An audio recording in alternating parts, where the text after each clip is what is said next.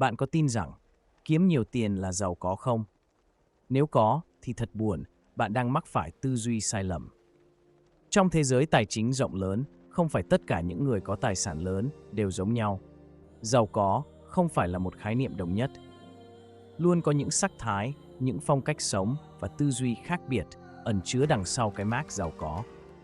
Trong video ngày hôm nay, Cổ Tâm Trí Tuệ sẽ giới thiệu cho bạn một khái niệm quan trọng, trí tuệ tài chính.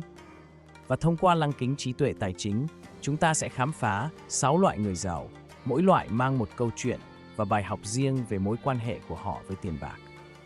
Hãy nhớ rằng, tiền bản thân nó là một công cụ trung lập. Nó không tốt, không xấu, chỉ là phương tiện để bạn đạt được mục tiêu và sống cuộc sống mà mình mong muốn.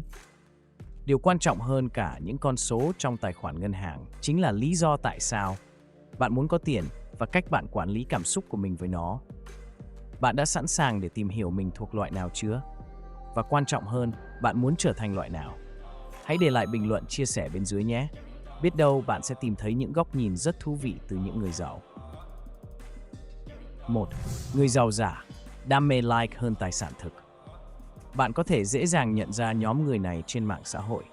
Họ thường khoe khoang sự giàu sang một cách loè loẹt. Trong một buổi chụp hình lấp lánh, họ đứng cạnh những chiếc xe sang bóng loáng, nhưng rất có thể đó là xe thuê hoặc mượn cho hợp cảnh. Họ mặc trên người những bộ quần áo đắt đỏ, nhưng mác có khi vẫn còn chưa cắt để lát nữa có thể trả lại. Thậm chí, không ít món trong đó chỉ là đồ nhái. Điều họ khao khát không phải tự do tài chính, mà là sự chú ý và những cú nhấp thích ảo. Những người này chỉ cố tỏ ra giàu có mà thôi, họ thiếu nền tảng vững chắc và tầm nhìn dài hạn. Họ xem tiền bạc như một đạo cụ để phô trương, chứ không phải công cụ để kiến tạo giá trị thật.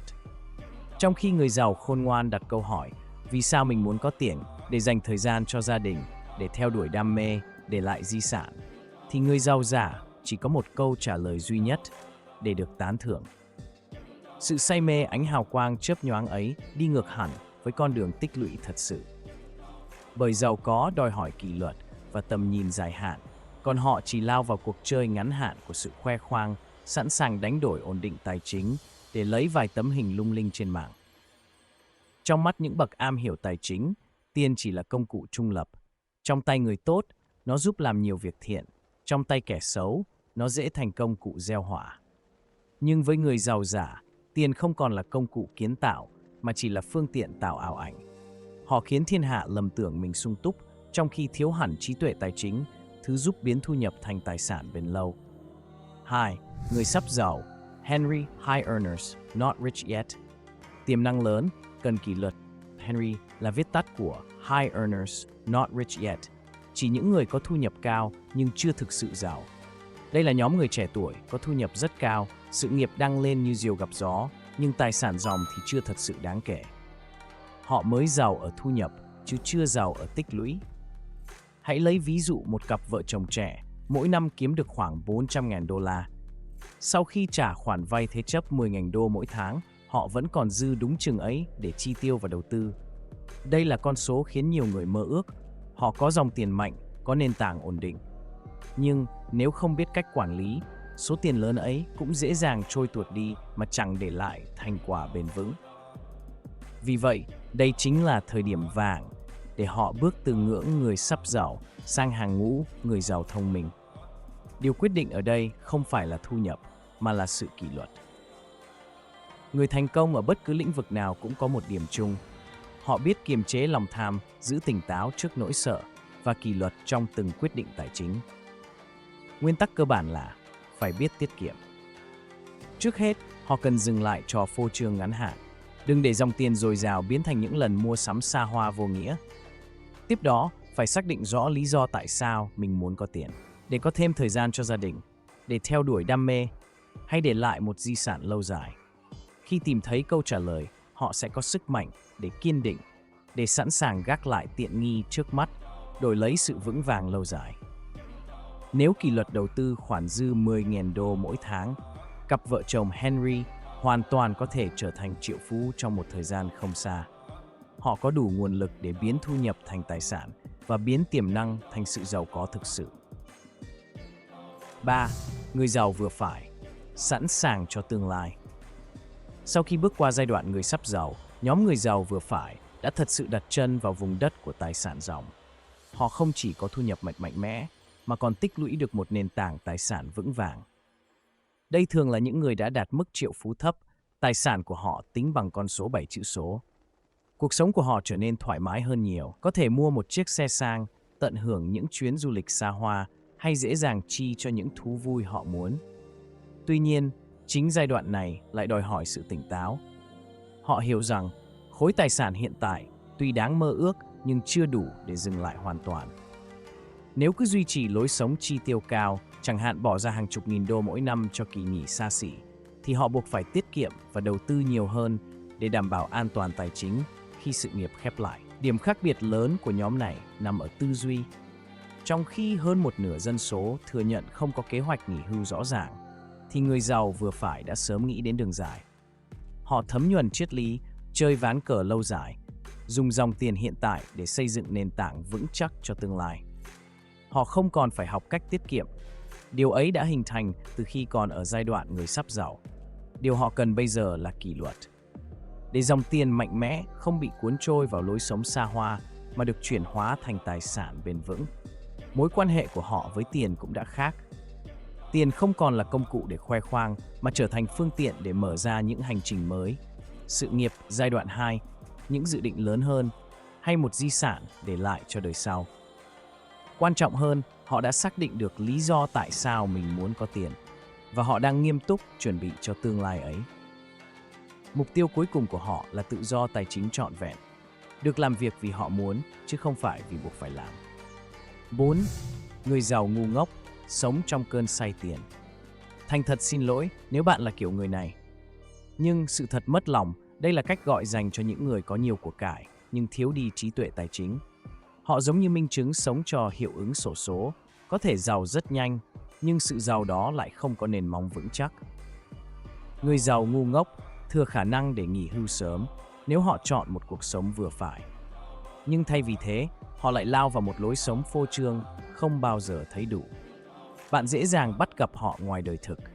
Họ chạy theo những chiếc xe bóng bẩy, sắm quần áo và đồng hồ giá trị khổng lồ, như thể phải cho thiên hạ thấy sự giàu có của mình. Một chiếc áo vài nghìn đô, một chiếc túi 10.000 hay đồng hồ 100.000 đô, họ không do dự khi ra quyết định. Thế nhưng, lối sống xa hoa ấy lại che giấu một lỗ hổng nguy hiểm. Họ không nghĩ đến hậu quả lâu dài. Một doanh nhân sau khi bán công ty khởi nghiệp của mình, đột ngột có trong tay khối tài sản khổng lồ. Chỉ trong vài năm, anh ta đã tiêu sạch một nửa số đó cho những cuộc mua sắm liên miên, biệt thự, siêu xe, du lịch. Những thứ anh chưa từng được tận hưởng trong những năm tháng lao lực bỗng ào ạt ùa đến và rồi cũng nhanh chóng trôi đi. Điểm yếu lớn nhất của nhóm này là thiếu sự tôn trọng với đồng tiền. Họ nghĩ thu nhập sẽ luôn dồi dào, nhưng quên rằng nếu dòng tiền chậm lại hoặc khi tuổi già đến, lối sống xa hoa kia sẽ thành con dao hai lưỡi. Giống như người trúng số nhưng không biết quản lý, họ rất dễ trở thành con mồi bị lợi dụng. Trong khi người giàu thông minh luôn sống dưới khả năng chi tiêu của mình, thì người giàu ngu ngốc lại mãi kẹt trong vòng xoáy chứng tỏ bản thân. 5. Người giàu thông minh, bậc thầy trong quản lý tài sản.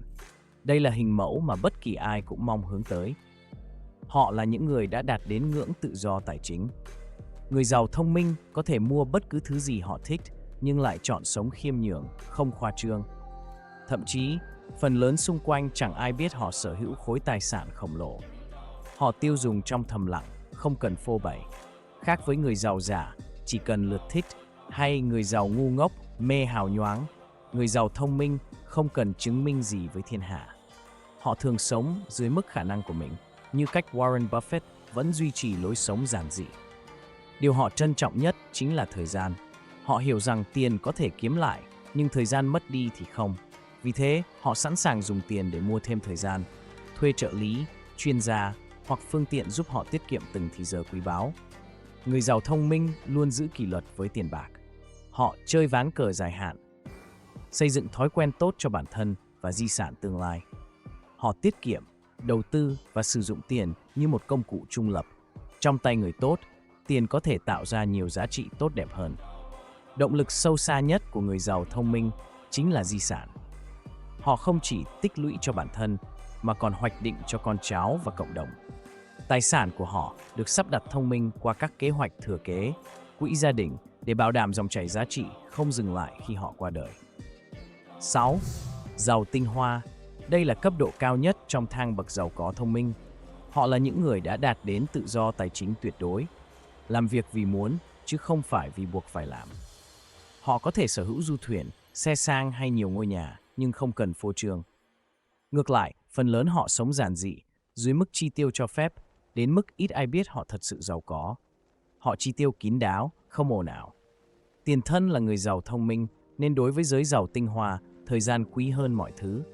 Họ luôn biết dùng tiền để mua lại thời gian một cách gián tiếp, thuê nhân viên, trợ lý, chuyên gia để bản thân tập trung vào điều quan trọng nhất.